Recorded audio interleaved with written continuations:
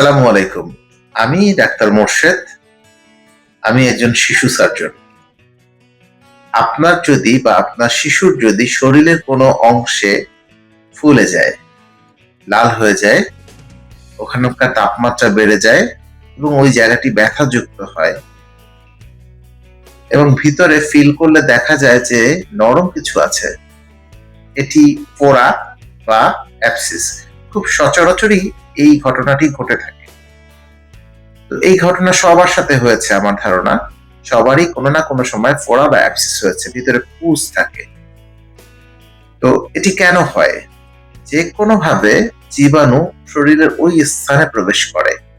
জীবাণুর বিরুদ্ধে শরীর রোগ প্রতিরোধ ক্ষমতা অর্থাৎ শ্বেত কণিকা যুদ্ধ করে এবং এই শ্বেত রক্ত কণিকাগুলো মারা যায়, সেটি পুজ এবং ব্যাকটেরিয়া যুক্ত থাকে। এই পুষ্টি একটি নির্দিষ্ট জায়গায় জুড়ে থাকে এবং এর চারপাশে একটি মেমব্রেন থাকে। যদি আপনি এটি চাপ দিয়ে ফাটিয়ে ফেলেন অথবা যদি অন্য কোনো সূচ অথবা কিছু দিয়ে ছিদ্র করতে চান, তাহলে এই জীবাণুটি আরো ছড়িয়ে যাওয়ার সম্ভাবনা থাকে এবং কিছু সময়ের জন্য ভালো মনে হলেও এটি পরবর্তীতে আবার চলে আসতে পারে। তাহলে যদি একটি ফোড়া হয়, তাহলে আমরা কি করি?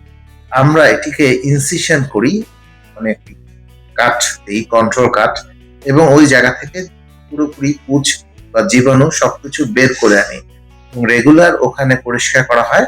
সাথে সাথে ওই জীবাণুর কোন ব্যাকটেরিয়া কোন অ্যান্টিবায়োটিক দ্বারা মারা যাবে সেই অনুযায়ী অ্যান্টিবায়োটিক দিই, যার ফলে ওই জায়গাটি বা ক্ষতটি ধীরে ধীরে পূর্ণ হয় এবং রোগী সুস্থ হয়ে ওঠে। এই ফোড়া কিন্তু শরীরের ভিতরে বাহিরে শরীরের সমস্ত জায়গায় হতে পারে। অর্থাৎ ফোড়া হলে আপনি অবহেলা করবেন না, অবশ্যই একজন শিশু সার্জন বা সার্জারি ডক্টরের সাথে যোগাযোগ করবেন। ধন্যবাদ।